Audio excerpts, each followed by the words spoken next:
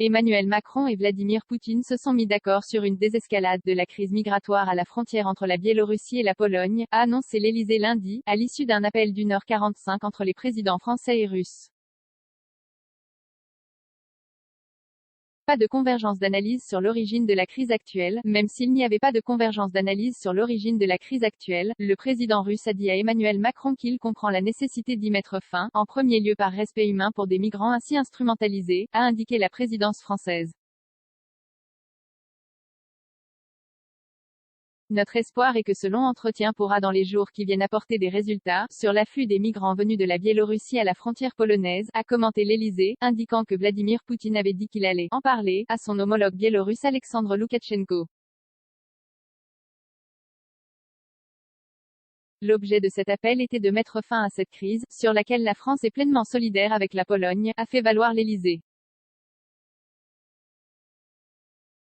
Dans l'un des volets de la crise, les présidents français et russes se sont mis d'accord sur la nécessité d'une désescalade sur le conflit gazier, suite aux menaces faites par Minsk de bloquer le transit de gaz alimentant l'Europe.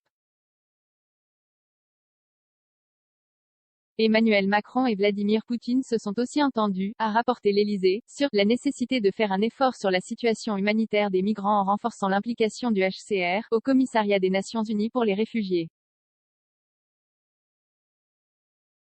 Entre 2000 et 3000 personnes, dont des femmes et des enfants, campent depuis plusieurs jours par un froid glacial à la frontière entre ces deux pays d'Europe de l'Est, agglutinés autour de feux de camp ou emmitouflés dans des couvertures.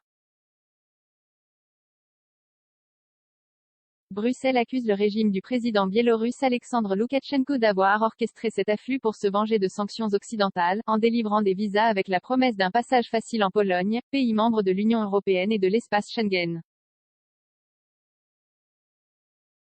Mais pour empêcher de potentielles intrusions sur son territoire, Varsovie a déployé ces derniers jours plus de 15 000 militaires pour appuyer ses policiers et gardes-frontières, et ériger une clôture surmontée de fils de fer barbelés. 54 commentaires. Un partage partagé sur Messenger, partagé sur Facebook, partagé sur Twitter, partagé sur Flipboard, partagé sur Pinterest, partagé sur LinkedIn, envoyé par mail. Sauvegarder une faute? Imprimé.